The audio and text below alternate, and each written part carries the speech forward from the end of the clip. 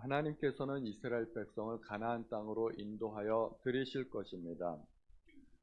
모세도 그렇고 하나님도 그렇고 이스라엘 민족과 관점이 달랐던 것은, 하나님의 염려는 이스라엘 민족이 가나안 땅에 들어가서 어떻게 하느냐, 어떻게 살아가느냐 하는 것이 하나님의 주된 관심이었습니다. 그러나 이스라엘 민족은 우리가 어떻게 가나안 땅에 들어갈 수 있을까, 그것이 가장 큰 걱정이었던 것이죠. 하나님의 걱정은 이스라엘 민족이 가나안 땅에 들어가서 부패할까 봐 그것이 염려되었던 것입니다. 이스라엘 민족이 가나안 땅에 들어가서 싸워야 할 7족속은 어떤 족속인가요? 오늘 본문 1절 후반절에 보면 너보다 많고 힘이 센 7족속이라고 합니다. 가나안 족속들은 거인 족속이었고 그들의 성읍은 견고했기 때문에 결코 이스라엘 민족이 힘으로 싸워서 얻을 수 있는 그런 땅이 아닙니다. 힘으로 싸우자고 그러면 백전백패할 수밖에 없습니다. 그러므로 출애굽 1세대가 지레 겁먹고 포기했던 것은 사실은 이상한 일이 아닙니다. 인간적으로 볼 때는 그것은 당연한 일입니다. 괜히 쓸데없는 전쟁을 벌여가지고 전멸하느니 차라리 우리가 애굽으로 들어가서 종살이라도 하자, 그것은 인간적으로 볼 때 합리적인 생각이었습니다. 그러나 하나님께서 그들을 애굽에서 이끌어내셨을 때 얼마나 큰 능력으로 이끌어내셨나요?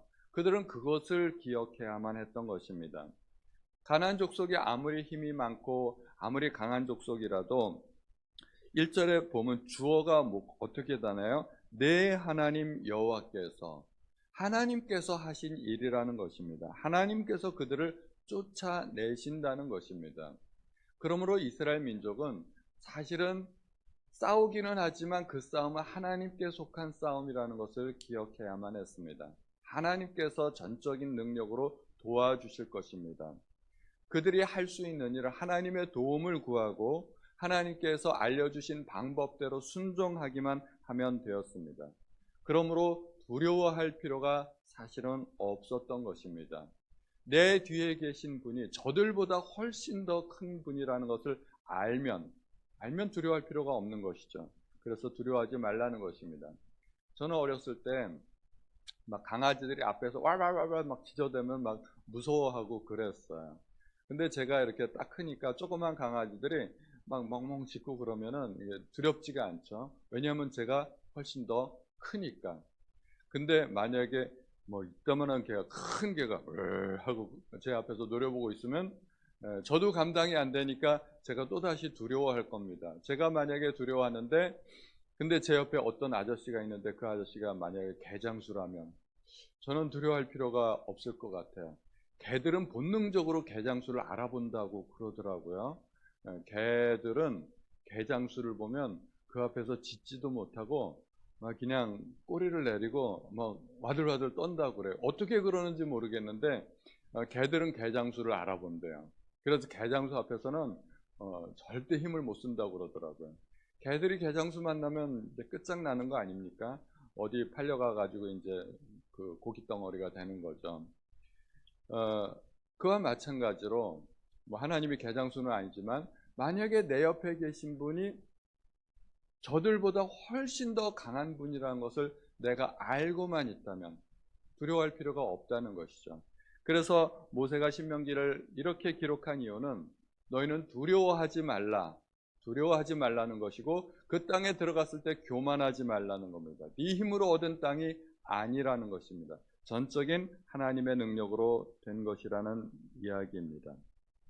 그러면 들어가서는 어떻게 해야 될까요? 2절에 내 하나님 여호와께서 그들을 내게 넘겨 내게 치게 하시리니 그때 너는 그들을 진멸할 것이라. 불쌍히 여기지도 말고 그들과 혼인하지도 말고 딸을 주지도 말고 딸을 얻지도 말고 통혼하지 말고 사귀지 말고 그들을 진멸하라고 이야기합니다. 우리는 이런 명령을 들을 때 하나님이 좀 너무 잔인하신 거 아니신가? 그리고 세상 사람들도 그런 식으로 공격해요. 하나님께서 이스라엘 백성을 뭐 선민이라고 택해가지고 아무 죄 없는 한 민족을 쫓아내고 진멸하고 하나님의 그렇게 사랑의 하나님이라고 그러면서 어떻게 그렇게 남녀와 유아와 그렇게 한 민족을 진멸할 수가 있느냐? 그렇게 이야기하는 경우가 있는데, 우리는 가나안 족속들이 얼마나 타락하고 죄악에 젖은 민족인지를 우리가 알아야 됩니다. 하나님께서 아브라함에게 땅을 주시겠다고 약속을 하셨습니다.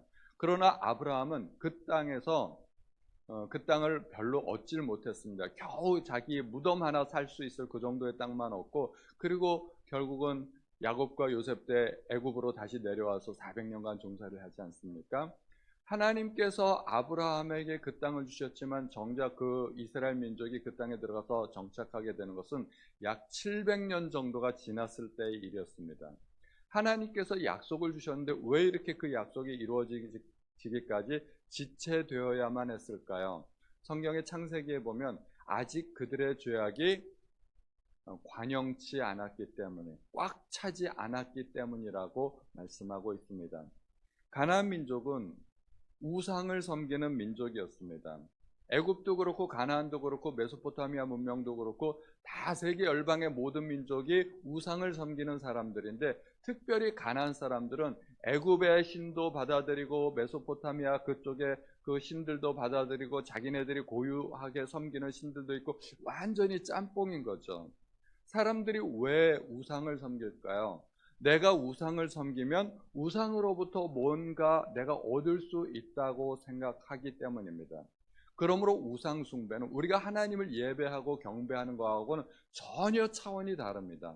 우리는 하나님을 왜 예배할까요? 하나님이 먼저 나를 사랑하셨기 때문에, 하나님이 나를 자녀 삼아 주시고 나를 위해서 희생하시고 아들을 십자가에 못 박아 죽게 했기 때문에 우리는 그 사랑에 감사하고, 또 하나님이 무엇보다도 참 신이시기 때문에 우리는 하나님을 예배합니다.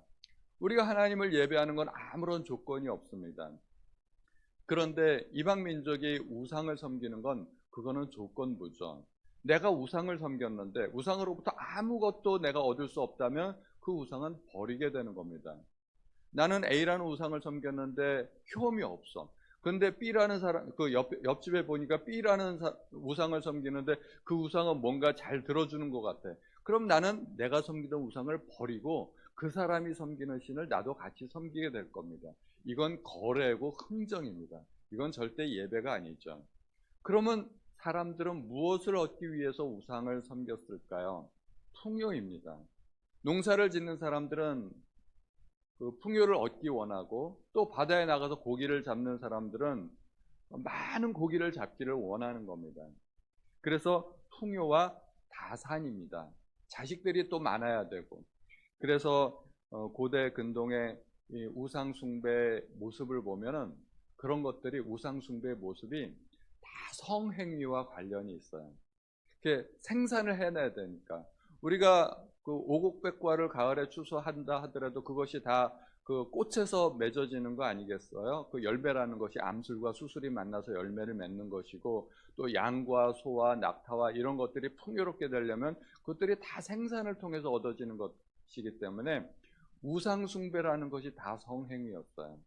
그래서 이방 신전에 보면 여사제들이 있어요. 여사제들이 하는 일이라는 게 뭐냐면, 그들의 제사 의식이라는 것은 사람들이 꽉 차 있는 그런 신전에서 공개적으로 성행위를 하는 것이었어요. 그래서 여사제들이 많았어요. 그러다 보니까 성적으로 얼마나 타락하겠어요. 공개적인 성행위를 함으로써 그들의 신에게 제사를 드리고 그랬으니 성적으로 타락할 수밖에 없죠. 그래서 레위기 11장에 읽어보면 그들이 얼마나 성적으로 타락했는가. 레위기 11장에 보면 그들을 본받지 말라, 그들과 통혼하지도 말고 교제하지도 말고, 그런데 그들이 얼마나 타락했는가. 온갖 종류의 동성연애, 그리고 근친상간, 심지어 수간, 동물들과 함께 성적으로 너무너무 타락해 있는 거예요. 그래서 그들을 진멸하라는 거예요. 성적인 타락뿐만 아니라 내가 우상에게 좋은 걸 바쳐야 우상으로부터 나도 좋은 걸 얻을 수 있다는 그런 생각을 하지 않겠어요? 그게 거래고 흥정입니다. 좋은 물건은 비싸죠. 가격이 비싸기 때문에 나도 내가 가진 가장 좋은 것을 바쳐야 우상으로부터 나도 좋은 걸 얻을 수 있다는 생각이 아마 상식적이었을 것입니다. 그래서 무엇을 바치게 되었을까요? 자식들을 바치게 됩니다.